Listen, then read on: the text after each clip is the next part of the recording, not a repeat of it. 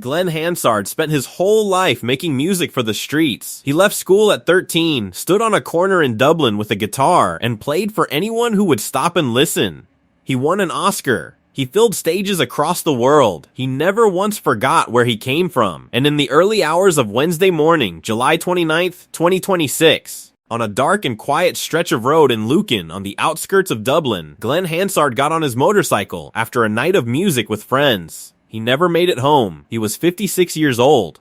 And Ireland woke up to a silence it was not prepared for. ATC management released a statement that read, "With broken hearts we announce the passing of Glen Hansard, who passed away in the early hours of this morning following a road traffic accident in Dublin. Glen's family is deeply shocked and heartbroken by this tragic loss and respectfully requests privacy at this extremely difficult time." Irish police confirmed that a man in his 50s died in a single vehicle motorcycle crash near the Strawberry Beds in Chapelizod, on a stretch of lower road between Tinker's Hill and Rugged Lane, before 4:30 in the morning. Hansard had spent the night before at the Wren's Nest pub on Lower Road, a place he was known to frequent for the traditional Irish music sessions held there on Tuesday nights by a group of musicians called Trad 15. He spent his last evening doing what he had always done, sitting with musicians, playing music, being exactly who he was. And then he got on his motorcycle in the dark, and he didn't come home. Glen Hansard was born April 21st, 1970, in Ballymoon, a working-class northside Dublin neighborhood of tower blocks and tight community, and the kind of honesty that doesn't come from wealth or privilege. It comes from knowing exactly where you are in the world and deciding to make something of it anyway. At 13 years old, he left school, not because he didn't care about learning, because the only classroom that meant anything to him was already outside, on Grafton Street, with a guitar in his hands and the city moving around him. He became a busker, played for pennies and then pounds, learned his craft the way you can only learn it, in front of strangers who owe you nothing and will only stop walking if you earn their attention. That identity, the busker, the street musician, the man who believed music belonged to everyone, never left him. Not through the Oscar, not through the Broadway stage, not through any of it. For years, right up until near his death, he led the annual Christmas Eve charity busk outside Dublin's Gaiety Theatre, performing for the Dublin Simon Community alongside some of Ireland's most famous musicians, with members of the public gathering simply to be part of something that felt real. He never stopped being that 13-year-old on Grafton Street. Not once. In 1991, filmmaker Alan Parker was casting The Commitments, a film about a group of working-class Dubliners who form a soul band. He needed people who felt authentic, not polished, not trained in the conventional sense. Real. He found Glen Hansard. Hansard played guitarist Outspan Foster in the film, one of the founding members of The Commitments.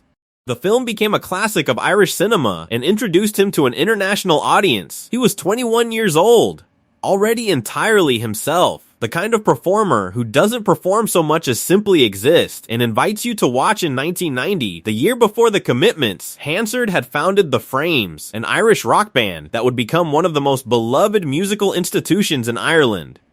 They were never the biggest band in the world. They weren't chasing that. They built something different, a deep, fiercely loyal following of people who felt like the music was speaking directly to them. Because it was. The Frames played for over a decade before international recognition came. Small venues, committed crowds, album after album of music that was honest and alive in a way that mainstream commercial music rarely is. Ireland knew. Ireland had always known. The rest of the world just needed time to catch up. A low-budget Irish film called Once, written and directed by John Carney, shot in 17 days on the streets of Dublin for approximately $150,000.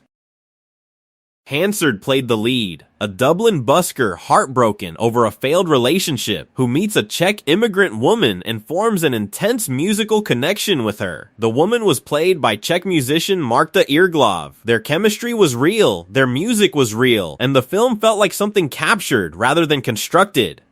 The film was later adapted for the stage and won 8 Tony Awards, including Best Musical in 2012. But before all of that, there was the song they wrote together, Falling Slowly.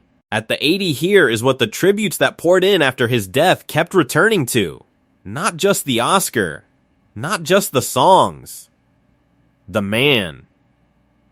Bruce Springsteen wrote on Instagram, "A great musician, a good friend, and a generous and gracious man." Irish Prime Minister Michelle Martin said he was deeply saddened to learn of the passing of Glen Hansard, a talented musician and actor who made a significant contribution to Ireland's cultural landscape over many years. Bob Geldof, Pete Burkett, musicians from across Ireland and beyond, all saying versions of the same thing. That he was the real thing.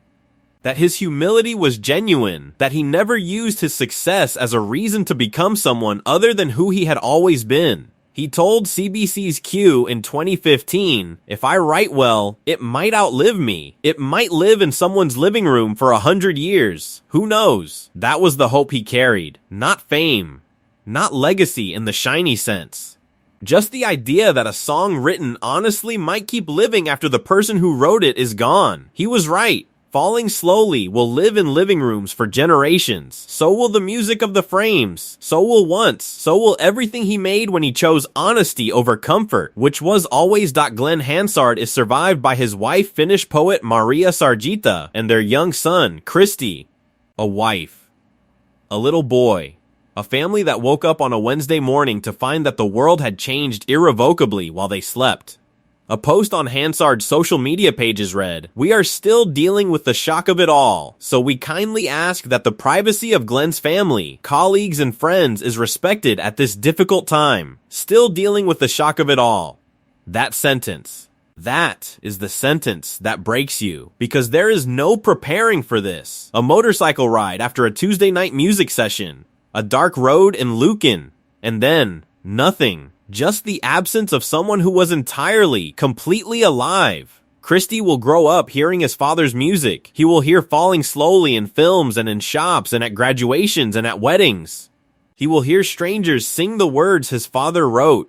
He will understand, slowly and then all at once, what it means that his father made things that outlived him. Glen Hansard said he hoped his songs might live in someone's living room for 100 years. That hope has already been answered. The songs are already there, in millions of living rooms.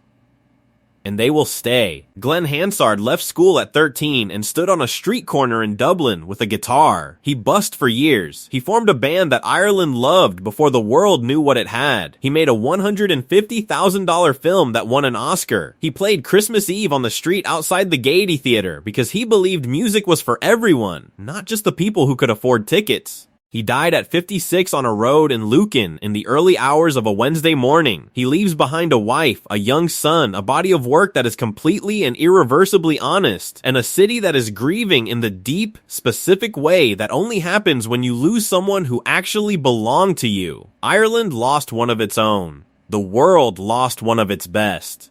Rest in peace, Glen. The music stays. The Academy Awards on February 24, 2008, Glen Hansard and Marta Irglov won the Oscar for Best Original Song for Falling Slowly. A busker from Ballymun who left school at 13, standing on the stage of the Kodak Theater with an Oscar in his hands. The moment felt impossible and inevitable at the same time, because everything about his life had been building toward exactly that kind of honest, specific, unadorned human moment. During their acceptance speech, Irglov was cut off before she could finish her remarks. The show's host, Jon Stewart, brought her back after the commercial break and let her speak. She thanked the Academy for showing that no matter how far out your dreams are, it's possible. Coming from two artists who made a film for $150,000 on the streets of Dublin. Those words landed with the full weight of what they had actually done. Following Once, Hansard and Irglov performed as the Swell Season, releasing 2 albums and touring internationally to audiences who had fallen in love with the intimacy and emotional honesty of their sound. The personal relationship between them eventually ended, but the music they made together remained. Hansard's solo career produced albums of consistent depth. Didn't He Ramble was nominated for a Grammy Award for Best Folk Album in 2016, an album inspired in part by the death of his father. There was always grief in his music, and love, and the specific ache of a person who feels things at full volume and has the talent to translate that into something other people can hold. He performed at the funeral of the Pogues frontman Shane MacGowan in 2023, singing Fairy Tale of New York alongside Lisa O'Neill, prompting dancing in the aisles of the church in the most perfectly Irish tribute possible. Dancing at a funeral.